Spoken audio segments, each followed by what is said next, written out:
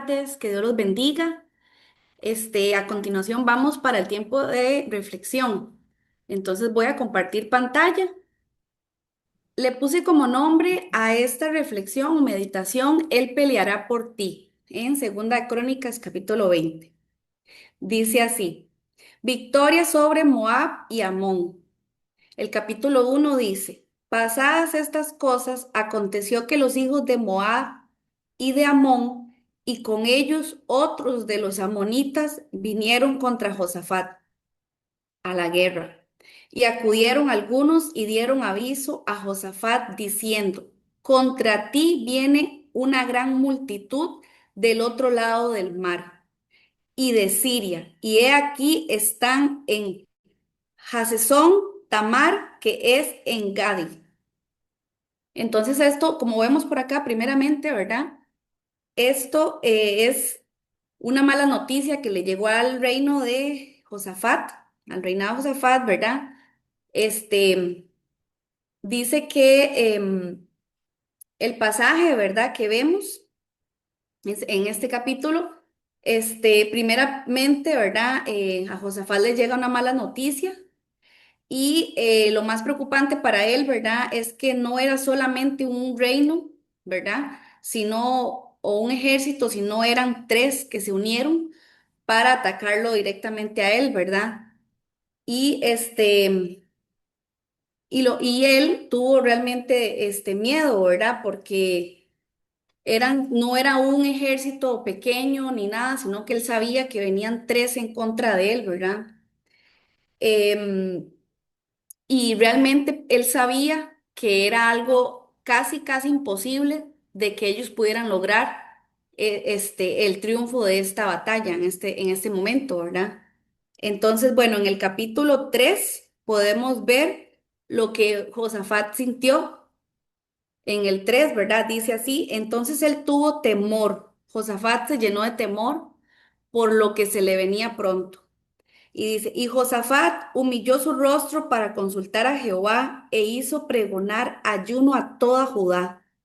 Aquí vemos su reacción, su emoción en estos momentos, pero también vemos lo que él hizo, porque Josafat era un hombre que conocía y tenía temor de Dios y conocía de Dios, del mismo Dios de Abraham, de Isaac y de Jacob, el mismo Dios de Daniel.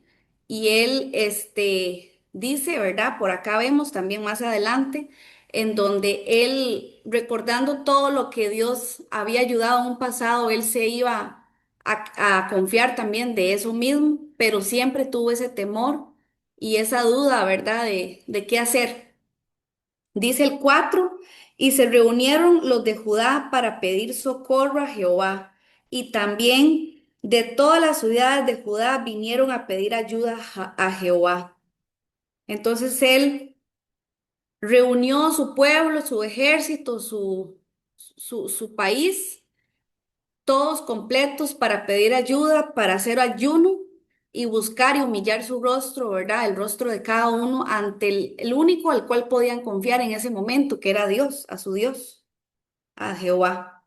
En el 5 dice: entonces Josafat se puso en pie en la asamblea de Judá y de Jerusalén, en la casa de Jehová delante del atrio nuevo, y dijo: Jehová Dios de nuestros padres, ¿no eres tú Dios en los cielos y tienes dominio sobre todos los reinos de las naciones? Acá en estos capítulos, ¿verdad? Del 5 aproximadamente así como al 12 vemos este, la reacción de él, ¿verdad? Su forma de buscar la ayuda a Dios, su forma de humillarse. Vemos que acá él hace como una oración, o también podemos ver que es como una adoración, ¿verdad? Porque él reconoce a quién es ese Dios que lo puede librar de esto y le puede ayudar. Dice el 6: y dijo, Jehová Dios de nuestros padres, ¿no eres tú Dios en los cielos y tienes dominio sobre todos los reinos de las naciones? ¿No está en tu mano tal fuerza y poder que no hay quien te resista? El 7: Dios nuestro, ¿no echaste tú los moradores de esta tierra delante de tu pueblo Israel y la diste a la descendencia de Abraham, tu amigo, para siempre. Y ellos han habitado en ella y te han edificado en ella santuario a tu nombre, diciendo, si mal viniere sobre nosotros, o espada de castigo, o pestilencia, o hambre, nos presentaremos delante de esta casa y delante de ti, porque tu nombre está en esta casa. Y a causa de nuestras tribulaciones clamaremos a ti, y tú nos oirás y salvarás. Ahora pues, he aquí los hijos de Amón y de Moab, y los del monte de Seir, a cuya tierra no quisiste que pasase Israel cuando venía de la tierra de Egipto, sino que apartase de ellos y no los destruyese. He aquí, ellos nos dan el pago viniendo a arrojarnos de la heredad que tú nos diste en posesión. Oh Dios nuestro, ¿no los juzgarás tú? Porque en nosotros no hay fuerza contra tan gran multitud que viene contra nosotros. No sabemos qué hacer y a ti volvemos nuestros ojos. Acá vemos, ¿verdad? El reconocimiento que Josafat le hace a Jehová, al Dios, de, como les dije, ¿verdad? Del mismo que había librado a Moisés con sus enemigos, ¿verdad? En este caso, él se veía de una manera similar, enfrentándose a esos ejércitos que venían y se unieron para atacarlo a él, ¿verdad? Dice, y todo Judá estaba en pie delante de Jehová con sus niños y sus mujeres y sus hijos. Y acá el 14 podemos ver la respuesta tan hermosa que Dios dio, ¿verdad? Y dice así, y estaba allí Hazael, hijo de Zacarías, hijo de Benaía, hijo de Jehiel, hijo de Matanías, levita de los hijos de Asaf, sobre el cual vino el Espíritu de Jehová en medio de la reunión. Ok, después de que ellos estaban orando, alabando, ayunando, vino el Espíritu sobre estos que mencionan, ¿verdad? Y el Señor habló por medio de ellos a darles una respuesta. Y dice así el 15. Y dijo, oíd Judá todo y vosotros moradores de Jerusalén, y tú rey Josafat, Jehová os dice así. Esta parte es preciosa, ¿verdad? Para que le prestemos atención. Dice, no temáis ni os amedrentéis delante de esta multitud tan grande, porque no es vuestra la guerra, sino de Dios. Mañana descenderéis contra ellos. He aquí que ellos subirán por la cuesta de Cis, y los hallaréis junto al arroyo ante tal desierto de Jeruel. No habrá para que peleéis vosotros en este caso. Paraos, estad quietos y ved la salvación de Jehová con vosotros, oh Judá y Jerusalén. No temáis ni desmayéis. Salid mañana contra ellos, porque Jehová estará con vosotros. Eso es una confirmación, una respuesta realmente hermosa, ¿verdad? Que les dio en esos momentos el Señor y que ellos saben, ¿verdad? Que realmente el Señor cuando habla y dice, Él cumple sus palabras, sus promesas. Y aquí vemos esta parte tan hermosa. Luego dice el 18, dice, entonces Josafat se inclinó su rostro a tierra y asimismo todo Judá y los moradores de Jerusalén se postraron delante de Jehová y adoraron a Jehová. Y se levantaron los levitas de los hijos de Coat y de los hijos de Coré para alabar a Jehová, el Dios de Israel, con fuerte y alta voz.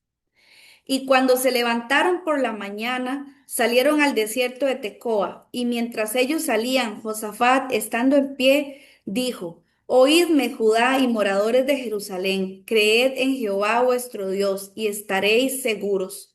Creed a sus profetas y seréis prosperados. Y habido consejo con el pueblo, puso a algunos que cantasen y alabasen a Jehová vestidos de ornamentos sagrados mientras salía la gente armada. y que dijesen, glorificad a Jehová, porque su misericordia es para siempre. Y cuando comenzaron a entonar cantos de alabanza, Jehová puso contra los hijos de Amón, de Moab y del monte de Sir, o sea, contra los contrarios, ¿verdad? Puso que vinieran contra Judá y se mataron los unos a los otros. El Señor hizo que esos ejércitos contrarios al reino de Josafat se enfrentaran entre ellos mismos y entre ellos mismos se mataron. Y dice así, porque los hijos de Amón y de Moab se levantaron contra los del monte de Seir para matarlos y destruirlos. Y cuando hubieron acabado contra los del monte de Seir, cada cual ayudó a la destrucción de su compañero. Y luego que vino Judá a la torre del desierto, miraron hacia la multitud. Y he aquí, la multitud, y he aquí yacían ellos en tierra muertos, que ninguno había escapado. Viniendo entonces Josafat y su pueblo a despojarlos, hallaron entre los cadáveres muchas riquezas, así vestidos como alhajas preciosas que tomaron para sí, tantos que no los podían llevar. 3 días estuvieron recogiendo el botín, porque era mucho, y al cuarto día se juntaron en el valle de Berraca, porque allí bendijeron a Jehová, y por esto llamaron el nombre de aquel paraje el valle de Berraca hasta hoy.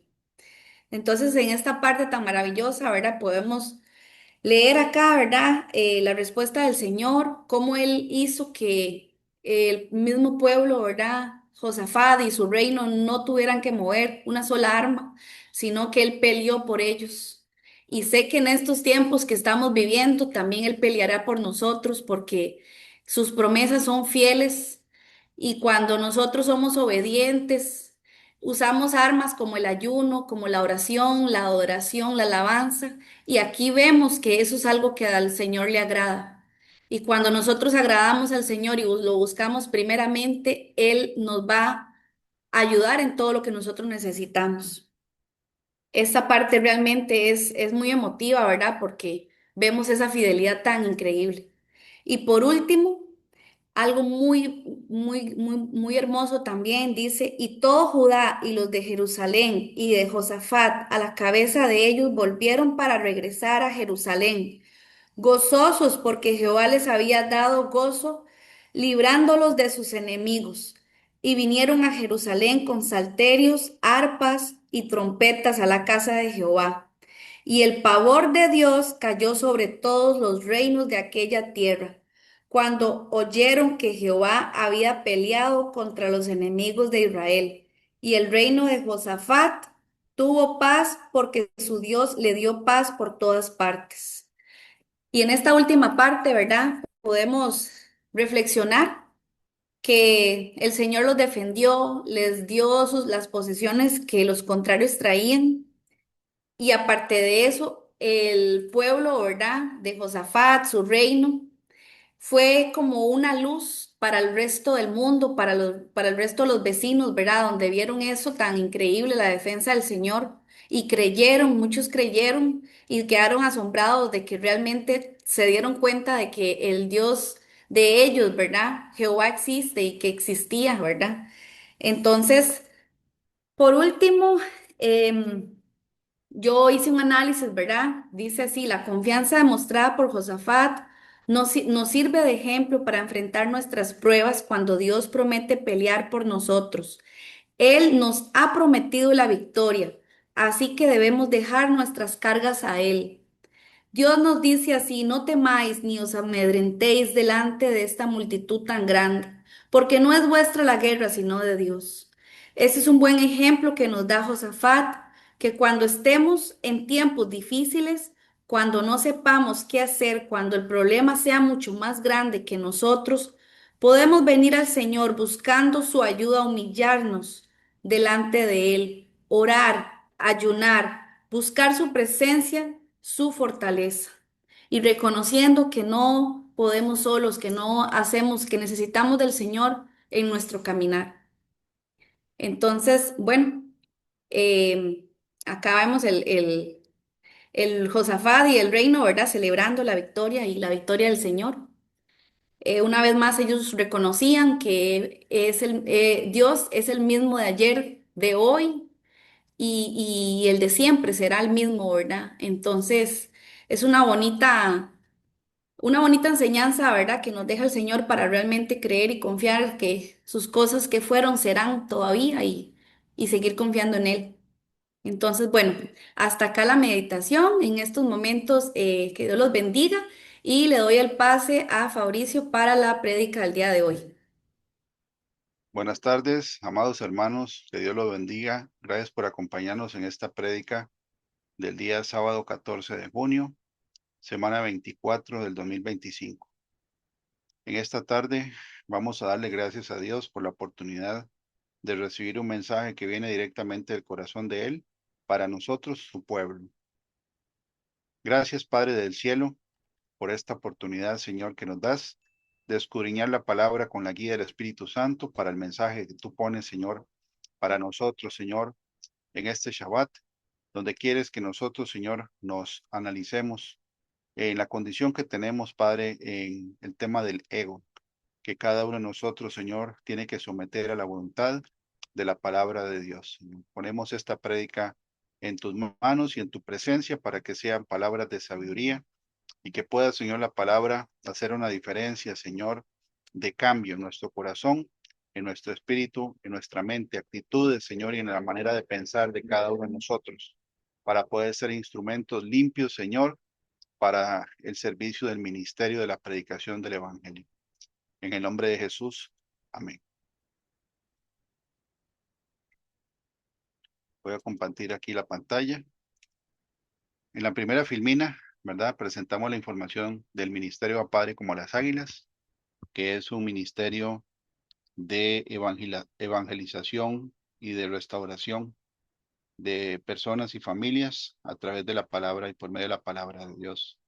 Es un ministerio de evangelización totalmente gratuito, donde no se cobra para predicar la palabra, porque la Biblia dice que nosotros recibimos de gracia y tenemos que dar de gracia lo que el Señor nos dio. Ahí está el número de WhatsApp para cualquier mensaje. Está la dirección de Instagram y del Facebook. En esta tarde de este sábado 14 de junio, el Señor nos pone a escudriñar el tema de la cárcel del ego. Hace algunos días el Ministerio a Padre, como ministerio tuvimos el primer ayuno congregacional y el Señor en este ayuno, ¿verdad? Nos muestra lo profundo y lo escondido del corazón de cada uno de nosotros para poder nosotros ser instrumentos que podamos predicar la palabra de Dios sin ningún estorbo. De hecho, el ayuno que se hizo como congregación fue para que se activen los dones del Espíritu Santo que estudiamos durante el ayuno, que están en Primera de Corintios capítulo 12, 13 y 14. Y también estábamos estudiando de que el fruto del Espíritu, ¿verdad? Que es amor, gozo, paz, paciencia, bondad, benignidad, dominio propio, mansedumbre, fe, ¿verdad? Son 9. eh, los frutos, el fruto del Espíritu Santo tiene que ser evidencia de un nuevo nacimiento genuino del creyente, para que el Señor pueda repartir los dones del Espíritu Santo, que son herramientas para poder predicar la palabra de Dios con autoridad, poder y unción del Espíritu Santo. Nosotros estamos llamados a un ministerio de evangelización.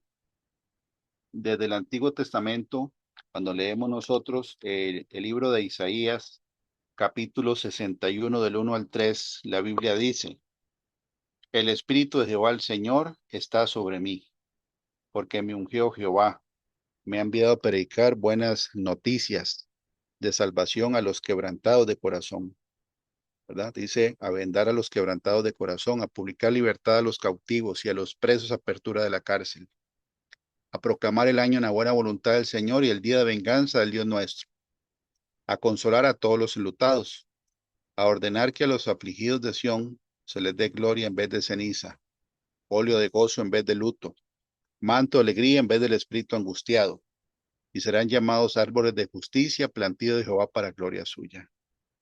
Cuando uno repasa esta profecía de Isaías, ¿verdad? Uno puede leer, el espíritu de Jehová el Señor está sobre mí, porque me ungió Jehová. ¿Para qué? Y vienen, ¿verdad? Después vienen verbos que tienen que ver con lo que yo tengo que hacer para los otros. Recibo el Espíritu Santo porque Dios nos escoge a nosotros y después lo pongo al servicio de otras personas, ¿verdad?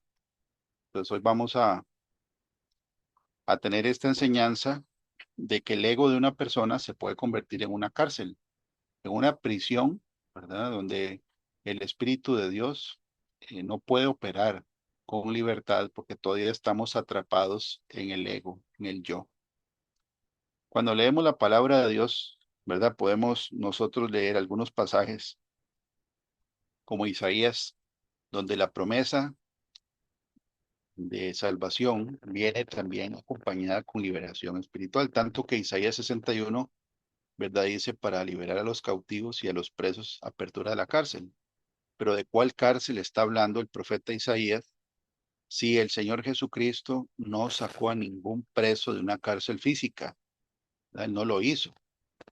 Pero la Biblia sí dice que existen cárceles espirituales, ¿verdad?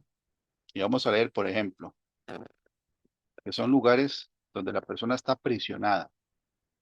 Vamos a leer tres tipos, ¿verdad?, de cárceles o prisiones que habla la palabra. No son las únicas, pero vamos a ver algunas. Por ejemplo, en el libro de Eclesiastés, capítulo 7, versículo 26, el rey Salomón, ¿verdad?, que no fue obediente en muchos aspectos a la palabra de Dios. Por ejemplo, en sus relaciones con las mujeres, él tuvo más de 1000 mujeres, ¿verdad? Y él escribe en el versículo 26 del capítulo 7 lo siguiente: y he hallado más amarga que la muerte, a la mujer cuyo corazón es lazos y redes y sus manos ligaduras. El que agrada a Dios escapará de ella, mas el pecador quedará en ella preso. Entonces podemos nosotros leer un versículo donde Salomón dice que hay cárceles, ¿verdad?, de carne y hueso, donde caen los desobedientes. Puede ser un hombre o una mujer. Y hay personas, ¿verdad?, en relaciones ilícitas, ya sea de adulterio, fornicación, ¿verdad?, que puede ser también el tema de la prostitución, tanto el que frecuenta como la que da el servicio o el que da el servicio, ¿verdad? Por el tema del género, se convierten en cárceles de carne y hueso para la persona desobediente. Eclesiastés 7:26 dice claramente: el que agrada a Dios escapará de ella o de él, mas el pecador quedará en ella preso. ¿Cómo se escapa de una cárcel, de una relación, ¿verdad?, ilícita delante de la ley de Dios? Agradándole a Dios. Pero el pecado va a hacer que más bien uno quede preso en una relación, ¿verdad?, indebida, ya sea de adulterio o de fornicación. Eso también la Biblia lo dice en el Proverbio 23, versículos 26, 27 y 28. Dice: dame, hijo mío, tu corazón, y miren tus ojos por mis caminos, porque abismo profundo es la ramera, y pozo angosto la mujer extraña. También ella como robadora acecha y multiplica entre los hombres los prevaricadores. Bueno, sabemos que en el proverbio número 2, proverbio número 5, viene la explicación de cómo es que opera una mujer extraña. Y la Biblia dice que es la que abandona al compañero de su juventud, se olvida el pacto con Dios, que sería el matrimonio, la monogamia, la fidelidad, y se entrega al pecado. Esa es la definición de la mujer extraña. Y dice que se convierte en un pozo angosto. Un pozo angosto es muy difícil salir porque no hay espacio para moverse. Y dice que la ramera, ¿verdad?, es un abismo profundo. Otra vez, ¿verdad?, personas que aprisionan a otros en pecados específicos. Otro tipo de prisión que habla la Biblia de personas vivas, no muertas, que están caminando sobre la faz de la tierra, pero su alma está aprisionada en lugares de cautividad, regiones de cautividad. Se menciona en el Salmo 107, que tiene el título Dios libra de la aflicción. Versículo 10 al 20 dice lo siguiente. En esta cárcel, el Señor dice que entran las personas rebeldes a la palabra de Dios.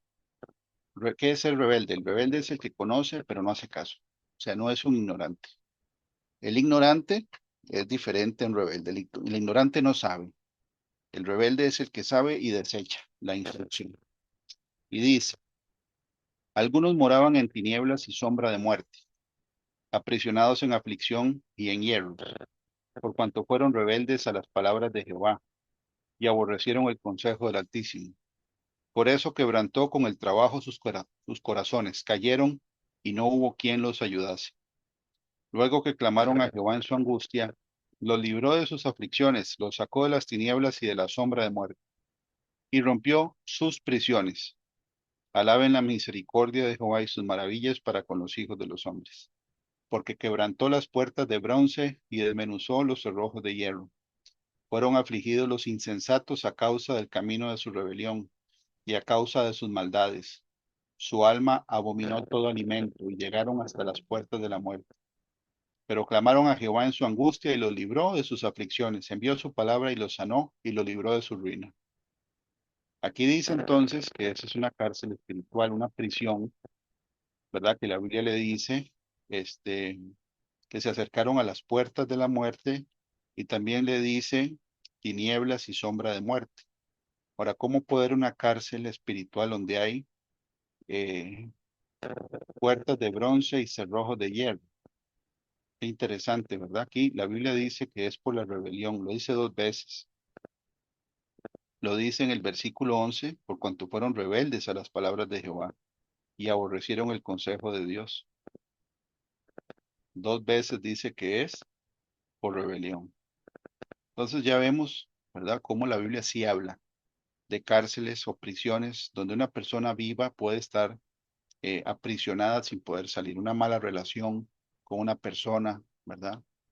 Por una relación ilícita, la Biblia dice que esa persona se convierte en una prisión de castigo para un desobediente, hombre o mujer. Ahora, en este caso, la prédica de hoy tiene que ver con una cárcel que la Biblia dice que es uno mismo el que se encierra en sí mismo, en el ego. Ahora, la palabra ego en latín, ¿verdad? Se utiliza como el pronombre personal yo. Eso significa, ego es yo. En el tema, por ejemplo, el contexto psicológico es una definición que describe una estructura, ¿verdad? Mental y emocional que tiene que ver con la identidad de la persona y la manera en que la persona interactúa con el entorno. Y todos tenemos un ego. Todos tenemos ego porque eso es parte de la personalidad. Y la personalidad, como dice la palabra, es individual o personal. Todos tenemos una personalidad. Algunos tienen un sentido del humor diferente, otros son personas más analíticas, unos son más sociables, otros son más callados, ¿verdad? Tiene que ver con la personalidad, con el ego. Ahora, por ejemplo, el ego de una persona se manifiesta de diversas maneras, como por ejemplo la necesidad del ser humano de ser reconocido, de recibir mérito, es parte de la personalidad del ser humano. A todos nos gusta, ¿verdad?, ser reconocidos en méritos de algo bueno que uno esté haciendo. Por ejemplo, la búsqueda de la aprobación es parte de la personalidad de nosotros. Nos gusta ser aprobados, no ser rechazados. También, ¿verdad? Parte del ego, que es la personalidad de uno, es poder tener la oportunidad de explicar el punto de vista o la opinión eh, que uno tiene con respecto a las de los demás. También tiene que ver con que nosotros los seres humanos tendemos a compararnos con otros, ¿no?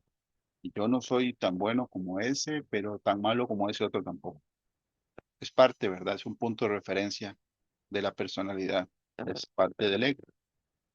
Ahora, si el Señor, creador de nosotros, el Dios de la Biblia, es el único Dios verdadero, nos puso a nosotros una personalidad, y lo podemos ver en los patriarcas, ¿verdad? Como Abraham tenía una personalidad diferente a la de Isaac y a la de Jacob, ¿verdad?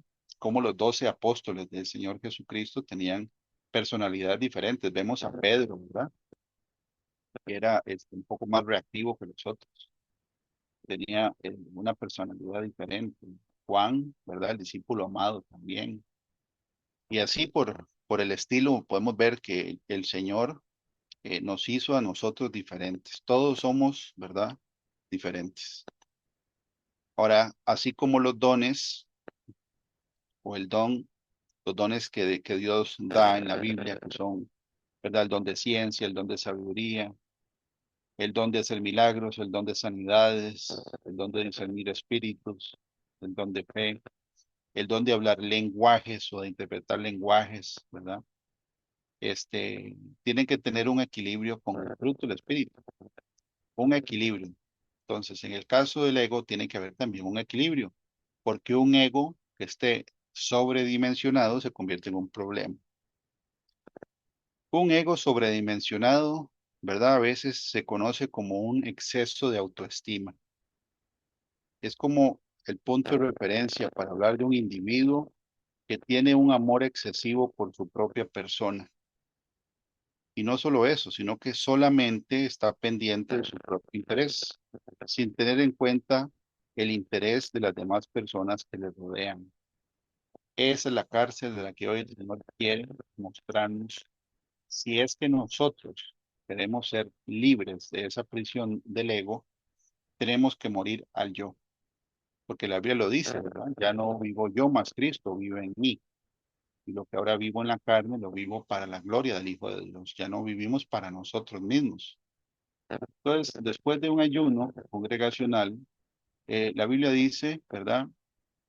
Clama a mí, yo te responderé y te enseñaré cosas grandes y ocultas que tú no conoces. ¿Qué nos está mostrando?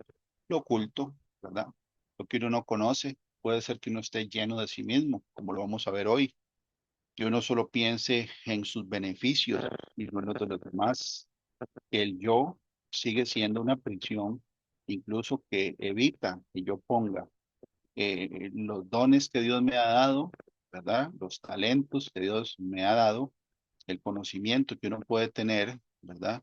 El ministerio que uno puede haber recibido de Dios al servicio de los hermanos que están en la congregación y como herramientas para poderle predicar a las personas que no conocen al Señor Jesucristo. ¿Ok? Por ejemplo, Dios no condena de que uno piense en uno mismo. De hecho, es parte de lo que Dios espera, ¿verdad? Que uno pueda tomar decisiones que estén en concordancia con la palabra de Dios, con lo que es correcto, con lo que es moralmente correcto, ¿verdad? Actuar con sabiduría, uno, pero hay que mantener un equilibrio. Cuando el ego se convierte en un problema, por ejemplo, cuando uno se halla poniendo muchas excusas para no cambiar algo de mi vida que me perjudica. Siempre hay una excusa, una excusa, una excusa.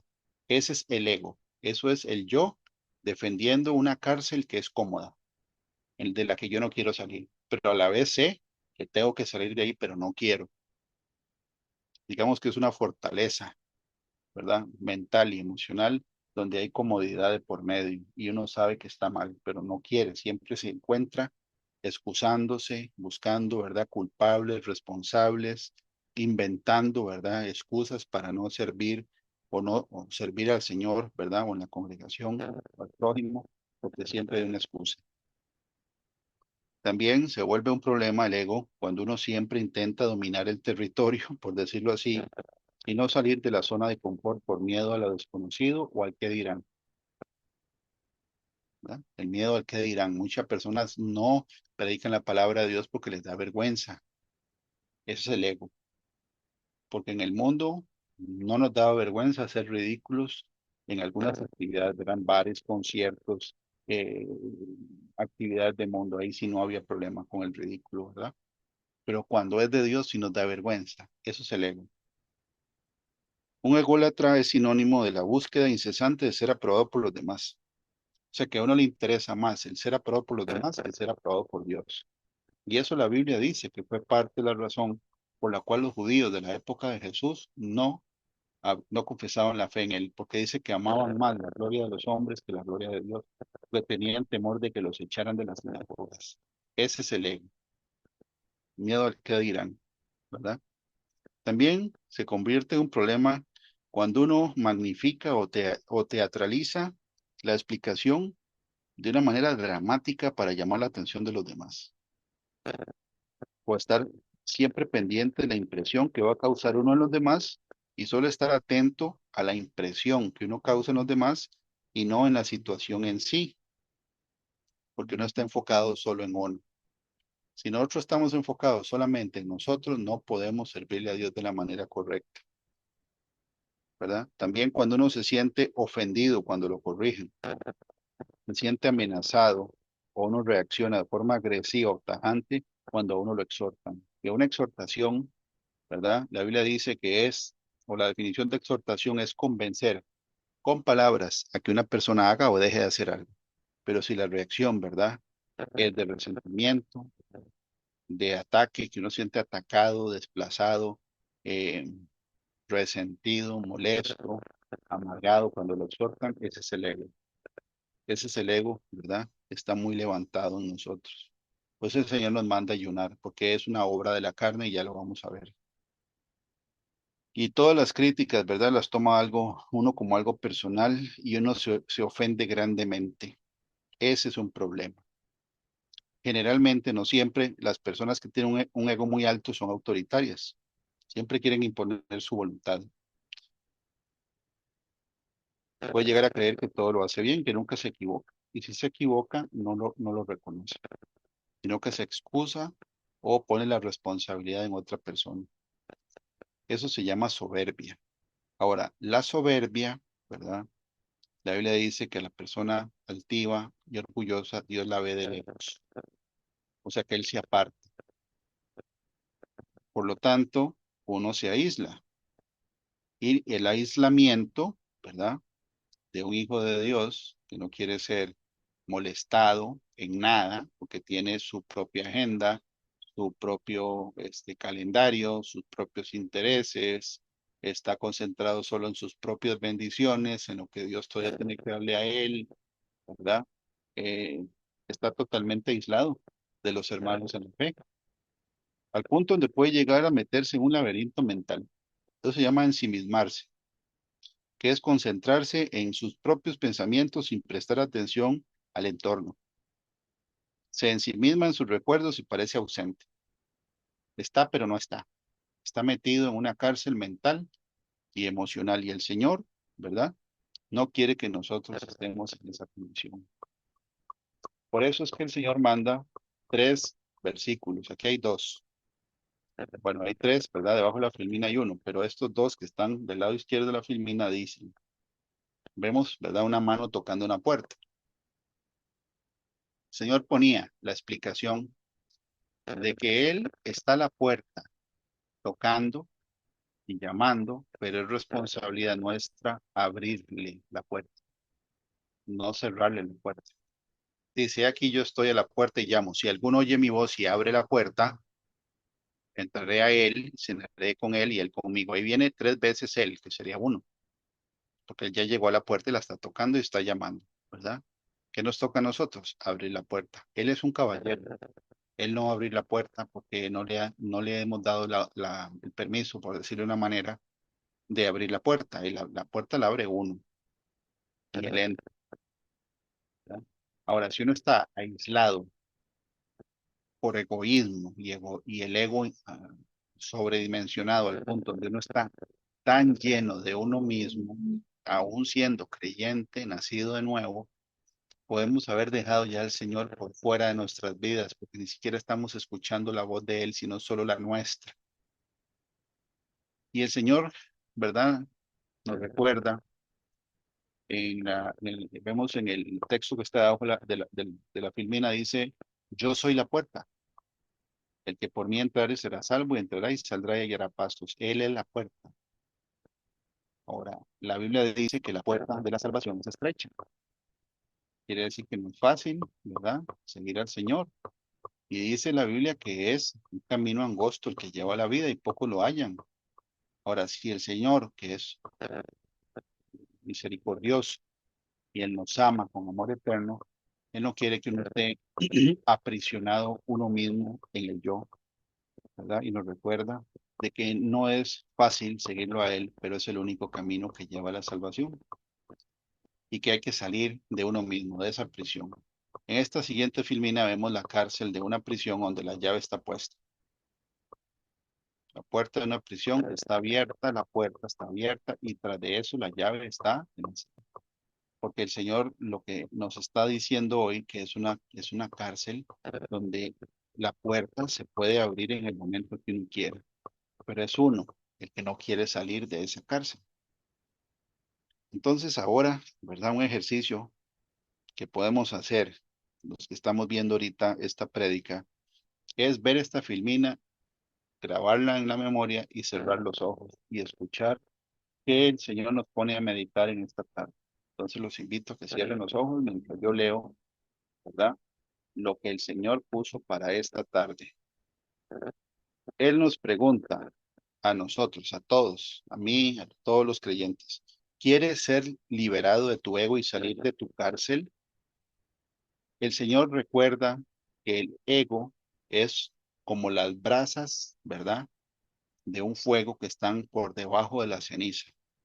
Por encima pareciera que el fuego ya se apagó, pero eso se le llama rescoldo, que son brasas finas debajo de la ceniza.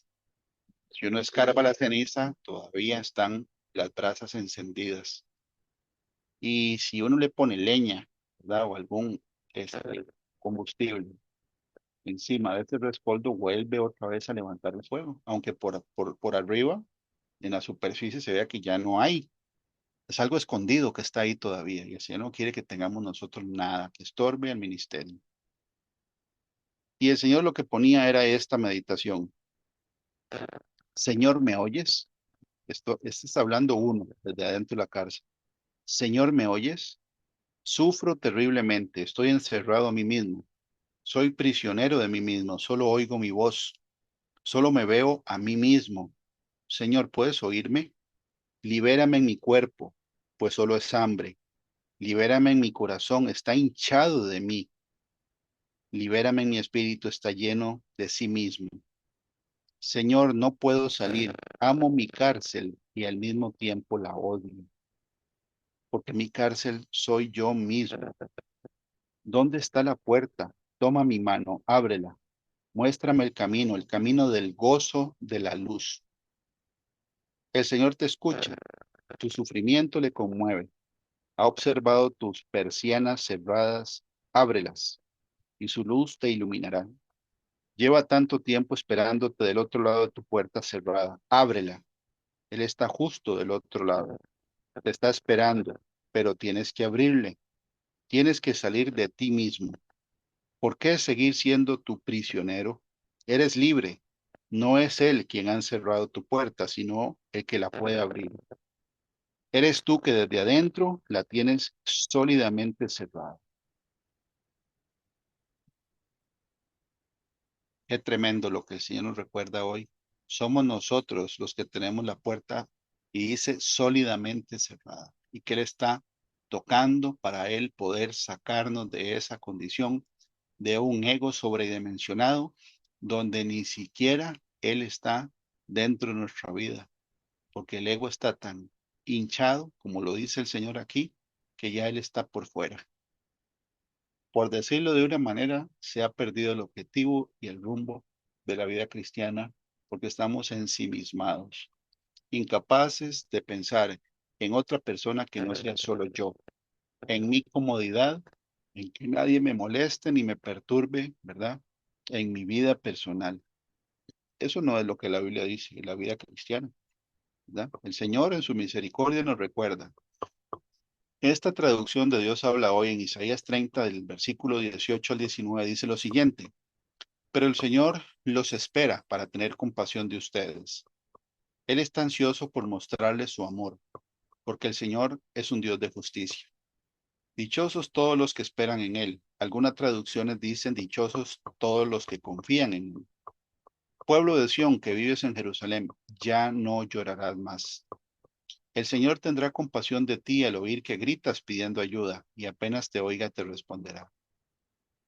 Gloria a Dios, porque el Señor no quiere que uno permanezca en esa condición de ensimismamiento. Pero ahí dice, ¿verdad? Que Él tiene compasión de nosotros al oír que pedimos ayuda.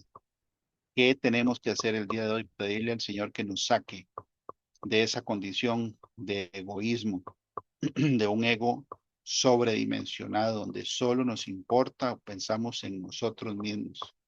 El que el Señor diga que uno tiene el corazón hinchado de sí mismo, eso tiene mucha revelación. Por ejemplo, el anhelo, el deseo de querer ser reconocido en todo, de llamar la atención de la gente, de que a uno le guste el ser admirado, ¿verdad? Por personas, que le guste ser observado, porque genera, ¿verdad? Alguna reacción en las personas, personas casadas, solteras, solteros, que les gusta llamar la atención, ¿verdad? Como una manera de alimentar un ego. Eso es estar hinchado de uno mismo. Es no tener el corazón en la condición correcta. Por eso la Biblia dice, ¿verdad? Que el rey David en un salmo le dice al Señor: renueva un corazón puro dentro de mí, un espíritu leal. Renueva un corazón puro, o sea, porque es impureza. Es tener un corazón, ¿verdad? Donde uno le gusta el ser admirado, contemplado por los demás. No, eso no es lo que Dios quiere. Por eso el salmista dice: renueva en mí un corazón puro. Renueva lo puro. Y pon en mí un espíritu leal, porque eso es ser leal al llamado de Dios. Entonces, este versículo, ¿verdad? Nos recuerda a nosotros que la intención de Dios con nosotros es hacernos libres de toda esclavitud. Lo que nos recuerda el Señor es que nosotros estamos llamados a ser libres, no esclavos de nada, y mucho menos ser esclavos de nosotros mismos. En 2 Corintios 3:17 dice: porque el Señor es el Espíritu, y donde está el Espíritu del Señor, allí hay libertad. Si nosotros somos esclavos del ego, el Espíritu de Dios se va a alejar de nosotros porque se contrista.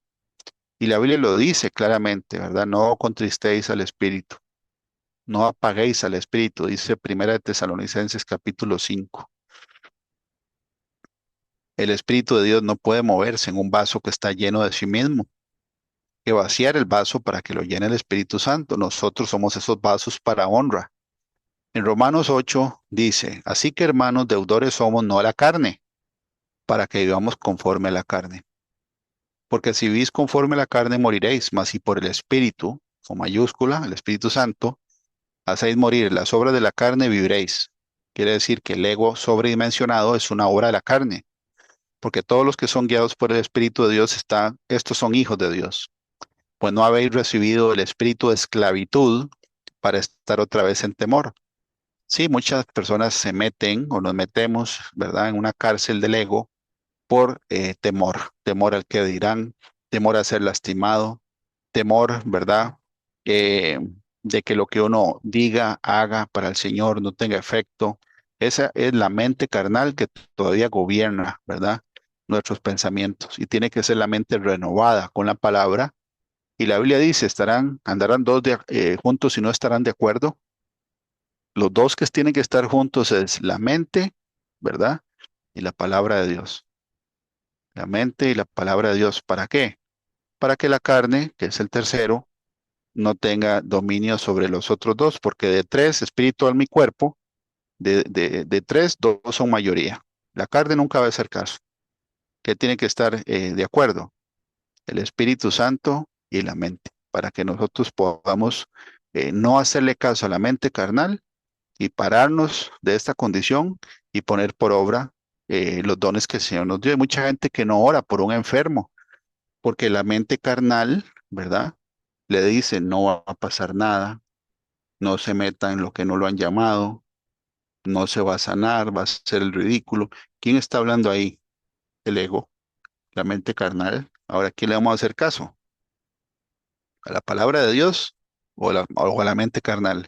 No, hay que levantarse y orar por el enfermo y ahí yo estoy sometiendo la voz carnal de mi mente y estoy haciéndole caso a lo que dice la palabra de Dios. Entonces ahí están dos de acuerdo, ¿verdad? Mis acciones están de acuerdo a lo que el Espíritu de Dios inspiró a que estuviera por escrito en la Biblia. Y entonces ahí es donde se manifiesta el poder sobrenatural del Espíritu Santo. Si no, ¿verdad? Lo que hace el Señor es que se queda dentro de nosotros y no se activa, porque hay incredulidad. En Romanos 7, ¿verdad? Que es el capítulo anterior al que acabamos de leer, el apóstol Pablo dice lo siguiente. En la traducción al lenguaje actual está un poco más claro, en el sentido de que Pablo, el apóstol, ¿verdad?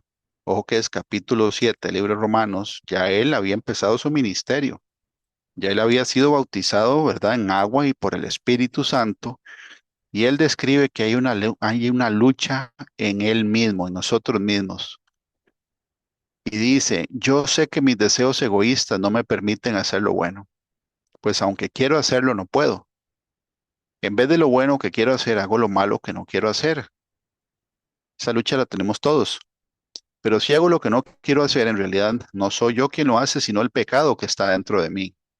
Pablo se dio cuenta que había una ley en los miembros del cuerpo que iba en contra de la ley de Dios. Me doy cuenta entonces que aunque quiero hacer lo bueno, solo puedo hacer lo malo. En lo más profundo de mi corazón amo la ley de Dios. ¿A cuánto nos pasa eso? Que uno ama la ley de Dios, pero hay una lucha interna, ¿verdad? Entre la carne y el espíritu. Pero también me sucede, dice Pablo, otra cosa. Hay dentro de mí, hay algo dentro de mí que lucha contra lo que creo que es bueno. Trato de hacer la ley de Dios, pero me siento como en una cárcel, donde lo único que puedo hacer es pecar. Por eso es que el Señor nos pone a ayunar para que las obras de la carne pierdan, ¿verdad? Fuerza en nosotros y que el Espíritu Santo se mueva con mayor libertad.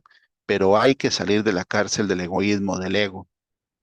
Sinceramente, dice el apóstol, continuación de estos versículos, deseo obedecer la ley de Dios, pero no puedo dejar de pecar porque mi cuerpo es débil para obedecerla. Pobre de mí, ¿quién me librará de este cuerpo que me hace pecar y me separa de Dios? Le doy gracias a Dios porque sé que Jesucristo me ha librado. ¿Quién nos libra de esta lucha? Jesucristo. Es como en el Salmo 107, ¿verdad? Que leímos ahora de la prisión donde el Señor mete a los rebeldes. Dice que cuando clamen al Señor, Él los librará de su ruina. Es Él el que libra de la aflicción, de la aflicción.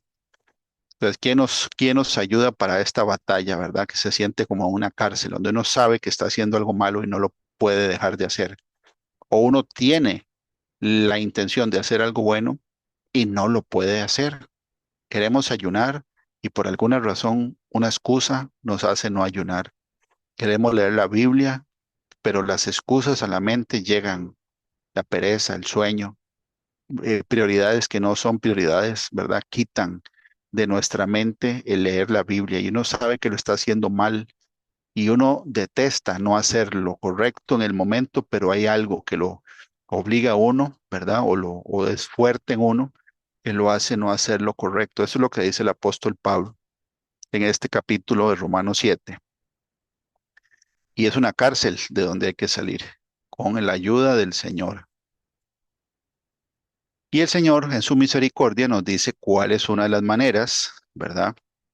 Donde Él nos ayuda a concentrarnos al salir del yo. ¿Cuál es?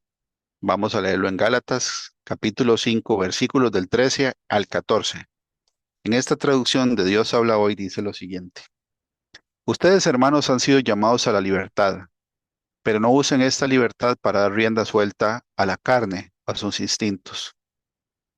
Más bien sírvanse los unos a los otros por amor, porque toda la ley se resume en este solo mandamiento. Ama a tu prójimo como a ti mismo.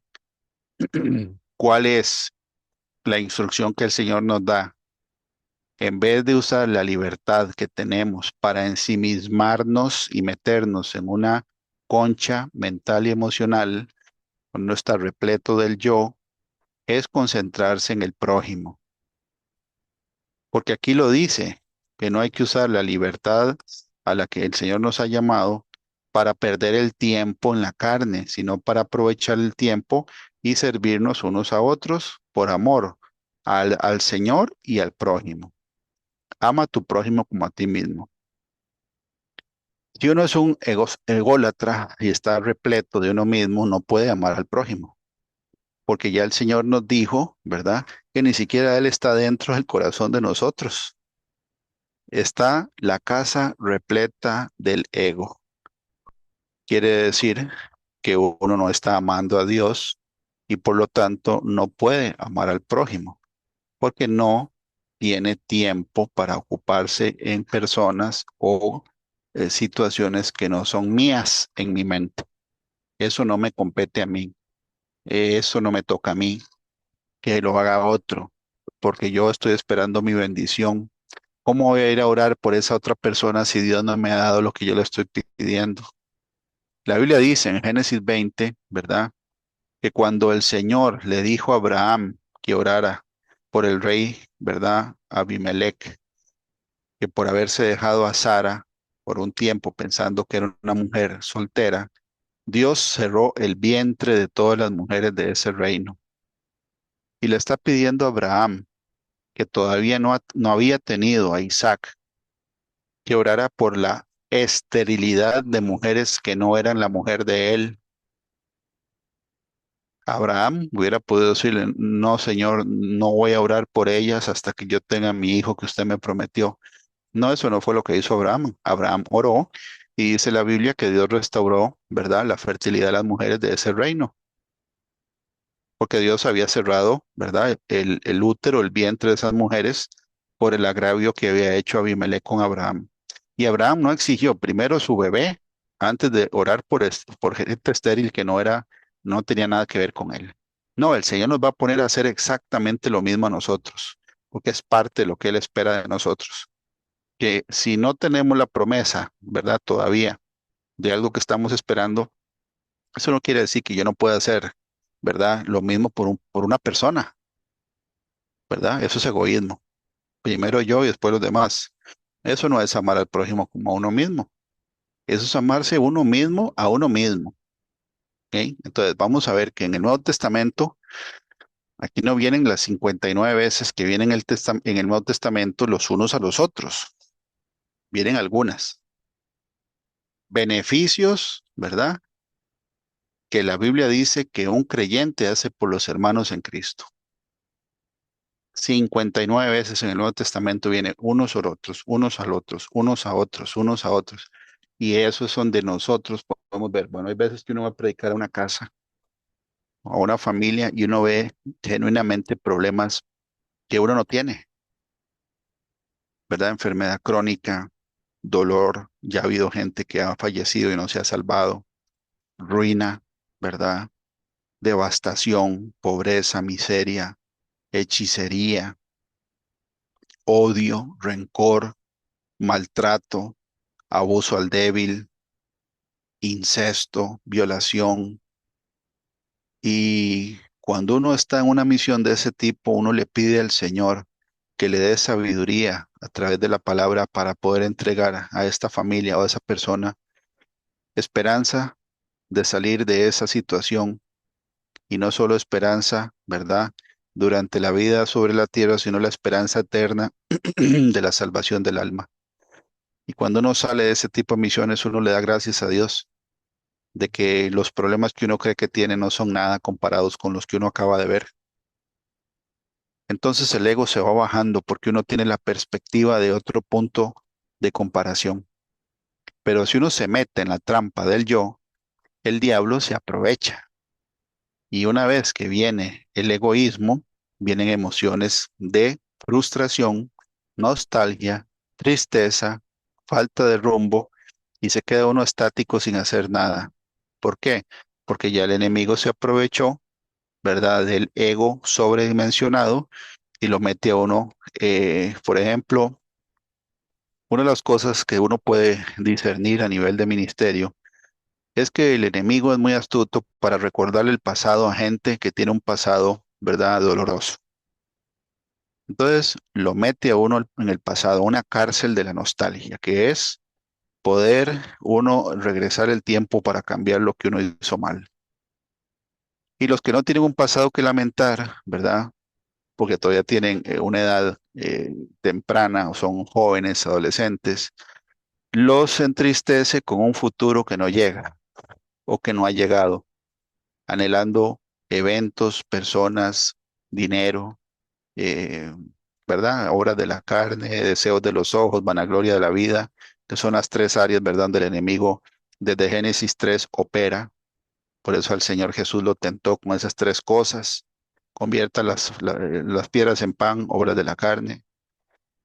Del pináculo del templo láncese para que los ángeles lo apañen o lo sostengan. Vanagloria de la vida, que es recibir el mérito, él, ¿verdad?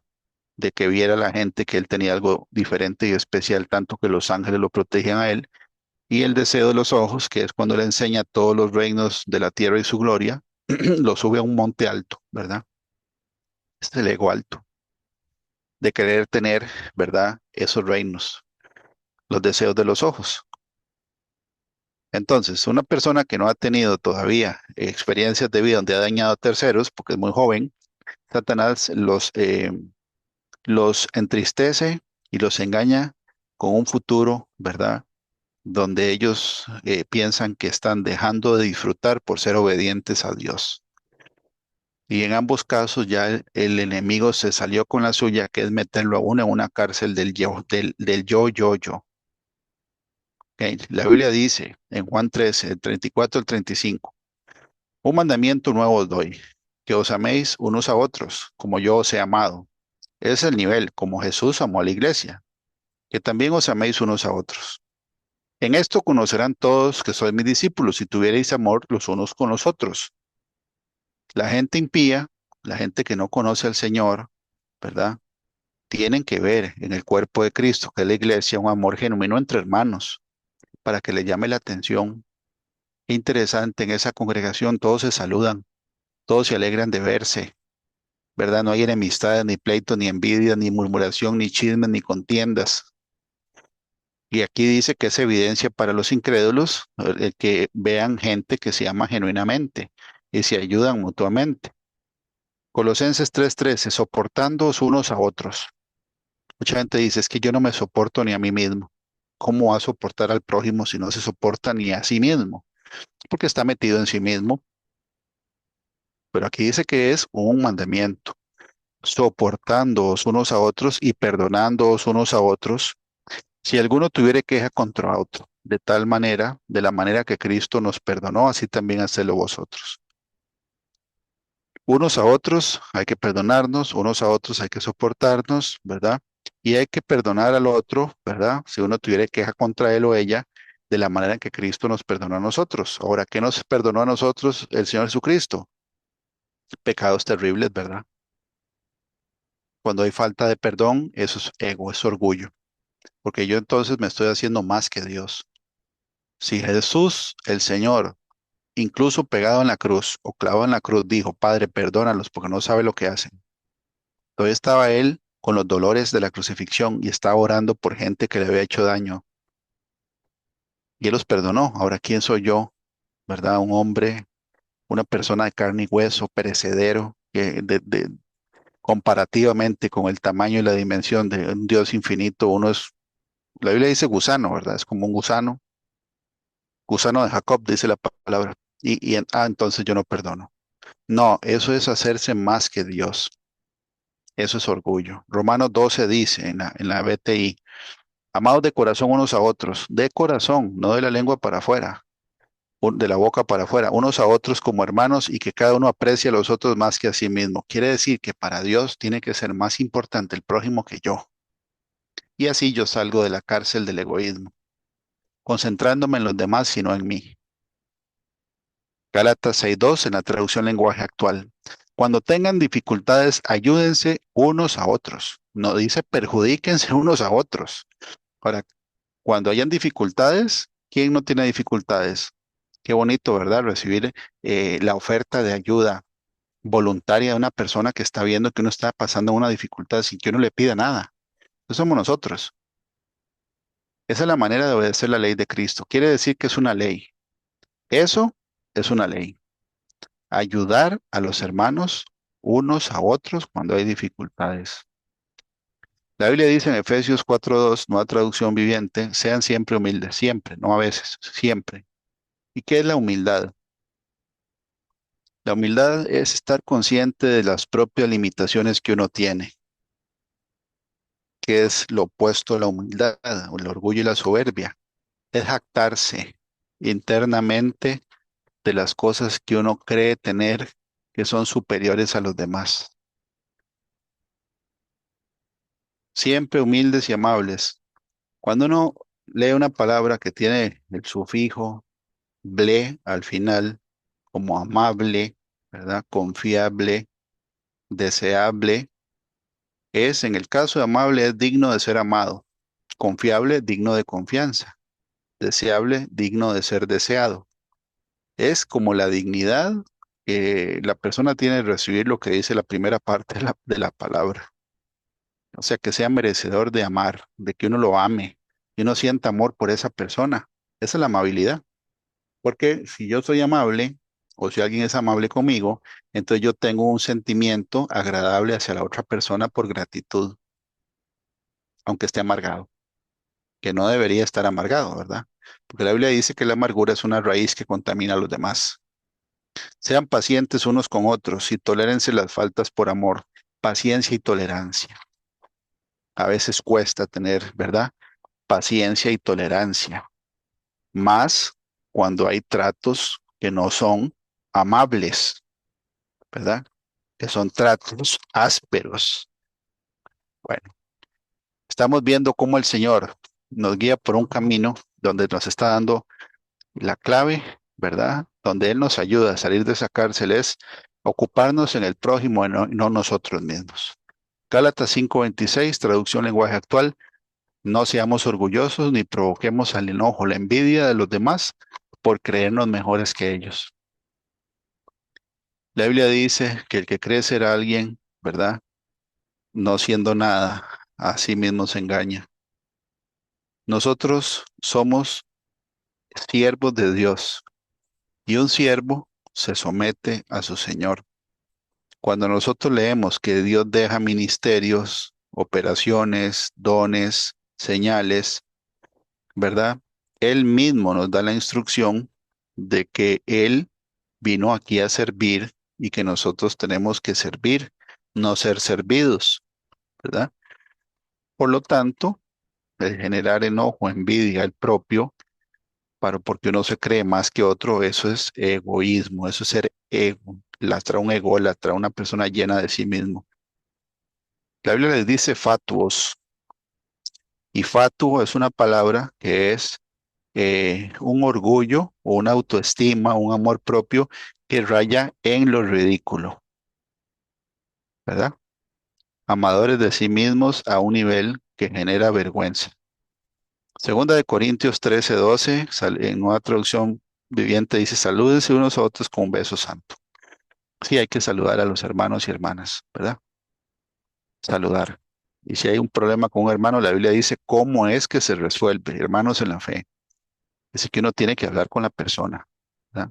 No quitarle ni el saludo, ni el habla, ni nada de eso. No, la Biblia dice que nosotros somos un cuerpo, ¿verdad? Como un cuerpo humano, lo que es el cuerpo místico de Cristo, que es la iglesia, y que Él es la cabeza. Y dice que estamos unidos nosotros, miembros con miembros, ¿verdad? Unidos por las coyunturas y por los tendones. ¿Cuáles son las coyunturas y los tendones? Bueno, en el cuerpo humano sabemos cuáles son. Ahora, la unidad del cuerpo de Cristo es a través de la comunión, que es participar de lo común con un corazón, ¿verdad? Lleno de gratitud y amor hacia Dios y por lo tanto lo que yo tengo adentro sobreabunda para podérselo dar al prójimo, incluso para demostrarlo con gente que no cree en Dios. Primera de Tesalonicenses 5:11, traducción lenguaje actual, dice, por eso anímense unos los unos a los otros. No dice desanímense los unos a los otros y ayúdense a fortalecer su vida cristiana como ya lo están haciendo. ¿Será que nosotros estamos ayudando a fortalecer la vida cristiana del prójimo? Eso es lo que tenemos que hacer, no ensimismarnos, ¿verdad? Y animarnos unos a otros. Aquí no están las 69 veces, ¿verdad? Que sale unos a otros en el Nuevo Testamento. Hay algunas. Es un estudio muy interesante porque son instrucciones que son mandamientos, no son sugerencias. El mismo Señor dice en Juan 13:14, en la Reina Valera 1960, pues si yo, ahí está hablando el Señor Jesucristo, pues si yo, el Señor y el Maestro, he lavado vuestros pies, vosotros también debéis lavaros los pies los unos a los otros. Él no está dando una recomendación, está dando un mandamiento, porque está diciendo debéis, debéis. No dice podéis como una opción. No, eso es humildad.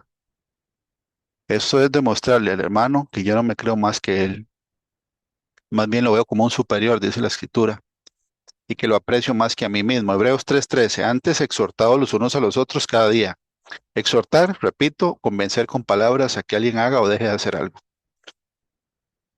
Alguien me puede exhortar a mí para que adoremos a Dios. Eso no es un regaño, me están convenciendo con palabras a que yo adore a Dios. Exhortar también a dejar de hacer lo malo, que es convencer con palabras de que lo que estoy haciendo me está perjudicando a mí. ¿Cada cuánto? Dice cada día. Entre tanto que se dice hoy, o sea, mientras estamos vivos, para que ninguno de vosotros se endurezca por el engaño del pecado. Hay gente que no exhorta a un hermano que está en pecado, porque piensa que se está metiendo en lo que no le importa. No, la Biblia dice, aquí lo dice, y uno tiene que ser agradecido cuando lo exhortan, porque la realidad que el que gana o pierde es uno.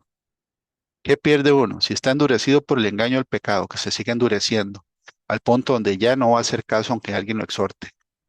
Ya está el Señor Jesús por fuera otra vez, tocando la puerta, ¿verdad? He aquí, yo estoy a la puerta y llamo. Y ya lo sacamos con el pecado. Entonces, ¿qué hace un hermano? Lo exhorta. Con la intención de meterse en lo que no le importa. Pues la realidad es que sí nos importa, porque es un hermano en la fe.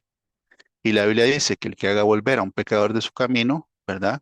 Dice que ha hecho que un alma se salve y que eso, ¿verdad? Cubrirá multitud de pecados.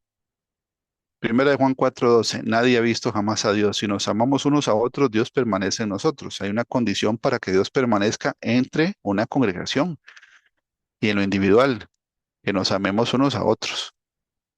Y si eso es así, quiere decir que uno está siendo perfeccionado en el amor de Él. Romanos 14:13, en Dios habla hoy, perdón, sí, en Dios habla hoy. Por eso ya no debemos criticarnos unos a otros. Eso sobra en el mundo, la crítica. La gente impía critica, murmura, ¿verdad? Hace chismes, calumnia. Una exhortación sin decirle a uno cómo salir, ¿verdad? Del problema en el que está es una crítica.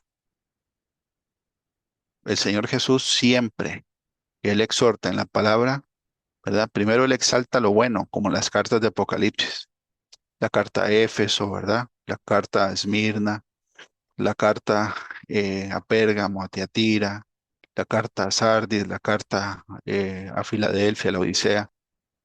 Él resalta lo bueno y después exhorta, pero tengo unas pocas cosas contra ti, que has olvidado tu primer amor, le dijo a Éfeso. Ahora él dice cómo volver al primer amor. Dice que hay que arrepentirse y volver a hacer las primeras obras. Eso es exhortar. La crítica llega nada más a señalar lo malo. Eso lo hace cualquiera, ¿verdad? Dice, al contrario, propónganse ustedes no hacer nada que sea causa que tu hermano tropiece. Uno no debe ser tropiezo para la fe de un hermano en la fe o que algo ponga en peligro su fe. Nuevamente aquí dice, no criticarnos unos a otros y no dañar la fe del hermano. Hebreos 10 del 24 al 25 en la traducción lenguaje actual dice, tratemos de ayudarnos unos a otros y de amarnos y hacer lo bueno. No dejemos de reunirnos como hacen algunos, al contrario, animémonos cada vez más a seguir confiando en Dios y más aún cuando ya vemos que se acerca el día en que el Señor juzgará a todo el mundo. Se acerca el día en que Dios juzgará al mundo. Lo estamos viendo cómo se está cumpliendo, ¿verdad? En tiempo real, profecías en Israel, en Medio Oriente, ¿verdad? Eventos a nivel mundial. Estamos en los tiempos finales, profetizados en la Escritura antes de la segunda venida del Señor Jesús. Entonces tenemos que animarnos unos a otros, ¿verdad? A no dejar de reunirnos. Eso es ayudarnos unos a otros, ¿verdad?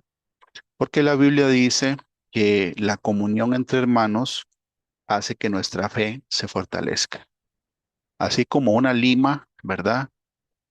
Afila una pala o un machete, una herramienta, la Biblia dice que el rostro del hermano aguza al rostro del hermano. ¿Aguza qué es? Que no se fortalece en la fe porque estamos en el mismo espíritu y tenemos un mismo Padre que es el Señor Jesucristo. Y recibimos beneficios de Dios por participar como hermanos en la congregación, pues somos un cuerpo. Colosenses 3 dice, la palabra de Dios abunde, la palabra de Cristo abunde, habite abundantemente en ustedes. Es parte de, porque ahí dice enseñándose y amonestándose. Ahora, ¿qué voy a enseñar yo si no tengo conocimiento de la palabra de Dios? Y aquí dice enseñándose y amonestándose los unos a los otros. Pero para eso tenemos que tener conocimiento de la palabra de Dios. Ahora, se amonesta con sabiduría, no con insensatez. No, uno tiene que pedirle a Dios que le dé sabiduría. Y la Biblia dice que el que esté falto de sabiduría, que la pida, ¿verdad? Y que Dios se la va a dar. Y ahí es donde la definición de sabiduría, ¿verdad? Que es diferente a la del conocimiento. Conocimiento en sí mismo es información. La sabiduría es utilizar conocimiento bíblico y ponerlo en práctica de una manera en que sea agradable a Dios. Primero, que sea eficaz quiere decir que dé resultado. Que sea oportuno quiere decir que sea en el momento justo, ni antes ni cuando ya es tarde, ¿verdad? Y todo eso junto es sabiduría. En palabra, en acciones, ¿verdad? Nosotros tenemos que actuar con sabiduría. Y la Biblia señala los salmos como una fuente de sabiduría. Toda la escritura, ¿verdad? En realidad. Pero aquí lo dice, amonestándose los unos a los otros en toda sabiduría con salmos, himnos y canciones espirituales, cantando con gracia a Dios en su corazón. Pero aquí dice, enséñense y amonéstense los unos a los otros en sabiduría, no en insensatez. Santiago 5:16, nueva traducción viviente, confiésense los pecados unos a otros y oren los unos por los otros para que sean sanados. Qué interesante este versículo que tiene que ver con la sanidad. Muchas personas en una congregación están padeciendo enfermedad o síntomas de enfermedad por haber hablado hablar en contra, murmurar en contra, calumniar a otro hermano, y eso requiere que uno le pida perdón a Dios y al hermano. Aquí lo dice, confiésense en los pecados unos a otros, perdón, y oren los unos por los otros para que sean sanados. El Salmo 109, ¿verdad? Que tiene un título que dice petición de venganza o clamor por venganza. Ahí vienen las consecuencias que hay para una persona cuando habla mal a las espaldas de otro creyente. Y si habla de enfermedad, de muerte, de problemas económicos, ¿verdad?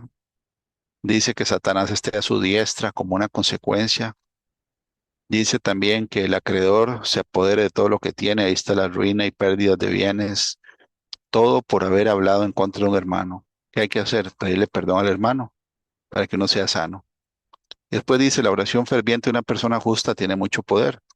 En otras traducciones dice la oración eficaz. ¿Por qué es eficaz? Porque si va al resultado, porque yo ya me puse a cuentas con Dios y con el hermano. La oración ferviente de una persona justa tiene mucho poder y da resultados maravillosos. Dice, oren los unos por los otros para que sean sanados. Yo puedo orar por mi propia sanidad, sí, pero aquí dice unos por otros. ¿Y por qué? Porque Dios, así fue como Él estableció el funcionamiento de una iglesia. Es los unos por los otros. Por eso es que reparte los dones. Y no todos van a tener los mismos dones. Y los dones se utilizan para el servicio de la congregación y para evidencia de la gente que no cree en Dios. Efesios 5:21, Dios habla hoy, están sujetos los unos a los otros por reverencia a Cristo. Hay gente que no se sujeta a nadie, no se sujeta ni siquiera a Dios.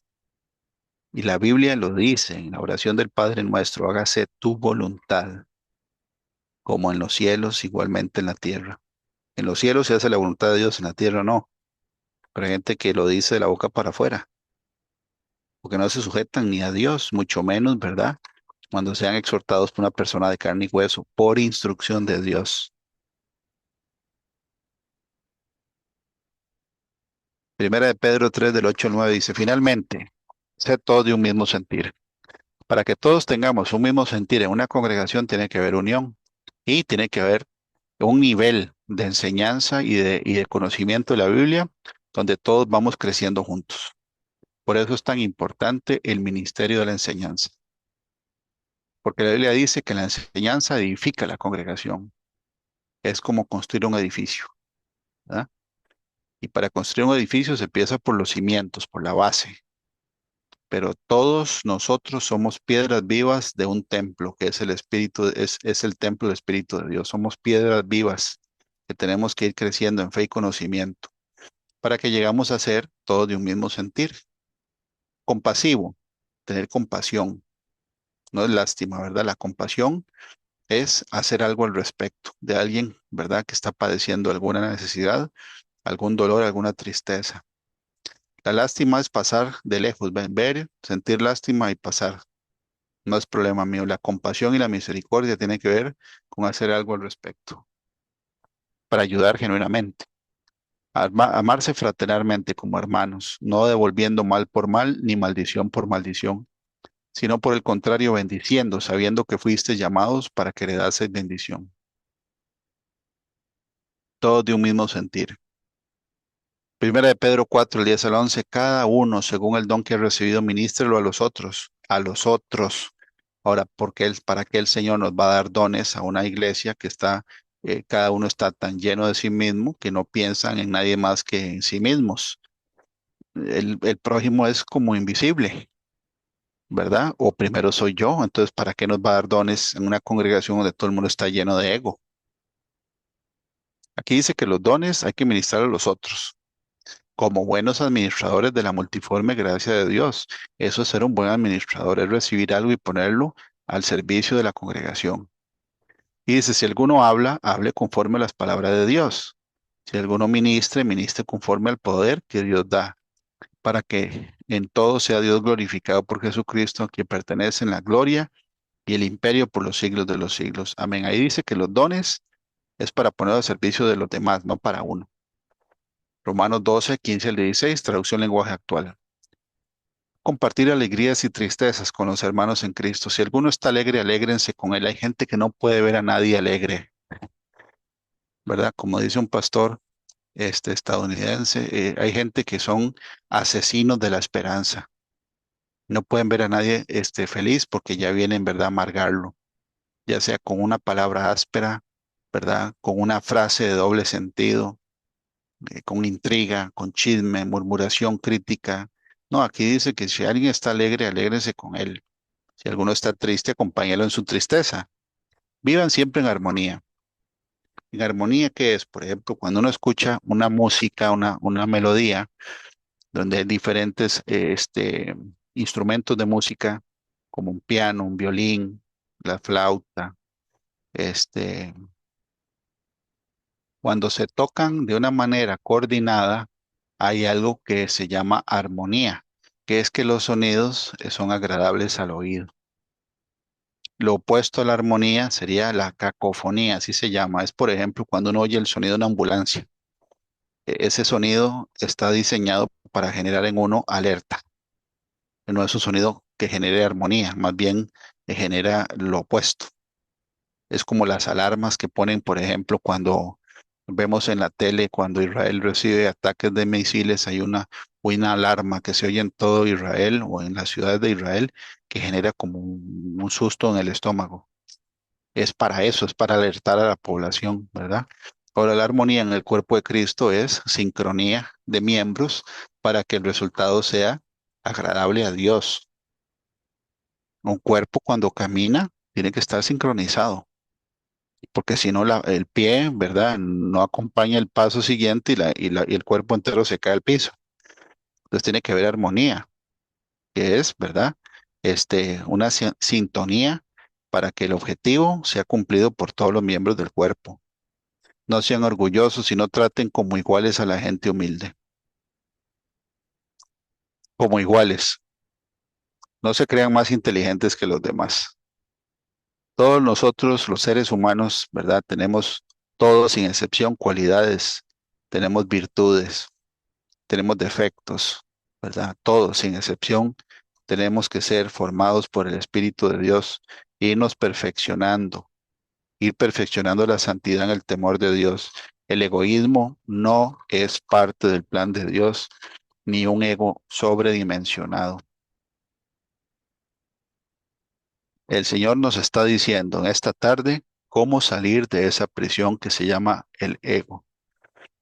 Y ahora, ¿verdad? Si uno lee todos estos versículos, el salir de uno mismo y concentrarse en las necesidades de los demás, predicar la palabra a los perdidos, interesarse genuinamente por el bienestar de los hermanos de una congregación, donde la Biblia dice que el Señor va a poner en una congregación gente que tiene más de lo que ocupa y otros que necesitan, ¿verdad?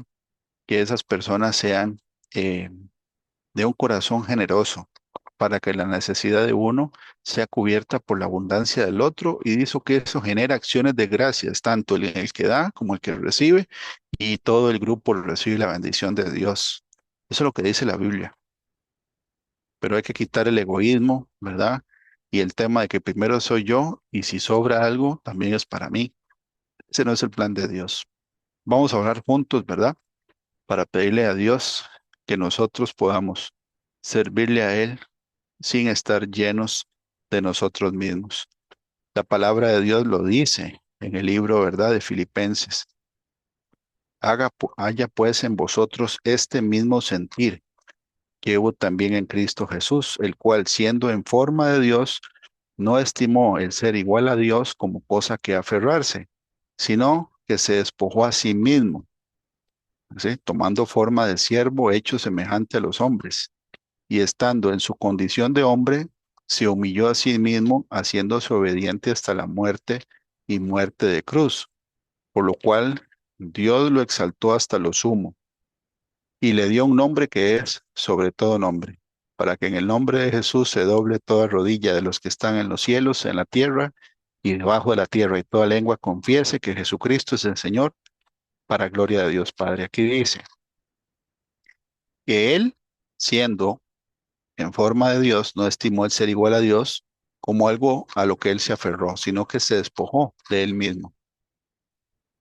Él se olvidó de él mismo y se concentró en nosotros, para salvarnos a nosotros. Y dice que en su condición de hombre se humilló a sí mismo, obedeciendo el plan de Dios, del Padre, hasta su muerte y muerte de cruz. Ahora nosotros tenemos que hacer lo mismo. Pues el Señor Jesús, ¿verdad? Nos dice que tenemos que morir en nuestra vieja naturaleza pecaminosa. Es parte de la vida cristiana. Entonces vamos a orar juntos en esta tarde, pidiéndole al Señor, ¿verdad? Que nos saque de esa condición. Padre del cielo, en el nombre de Jesús, te damos las gracias, Señor, porque tú eres bueno con nosotros. Sabemos, Padre del cielo, que todos nosotros estamos, Señor, en un proceso de santificación. Te pedimos, Señor, que nos saques de esa cárcel donde nos hemos metido, Señor, nosotros, y hemos cerrado la puerta herméticamente desde adentro. Abrimos la puerta, Señor, de nuestro corazón para que tú entres, Señor, y como dice la meditación que tú pusiste, para que el gozo de la luz entre en nosotros y no perdamos el gozo. Gracias por esa palabra de Isaías 30, donde tú, Señor, nos recuerdas que no habrá más llanto, que no habrá más luto, que tú nos vas a consolar, Señor, nos vas a quitar toda la aflicción, Padre del cielo, sea de eventos que han sucedido o por cosas, Señor, que uno ha esperado que sucedan y aún no han sucedido.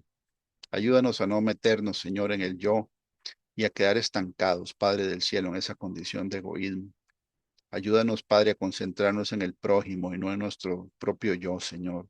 Que pongamos a disposición del cuerpo de Cristo lo que tú nos has dado a cada uno, sea palabra, sea doctrina, sea el don de servicio, Señor, el don de exhortar, el don de enseñanza. Lo que tú nos has dado, que lo pongamos al servicio de la comunidad cristiana para poder dar testimonio a los perdidos, Señor.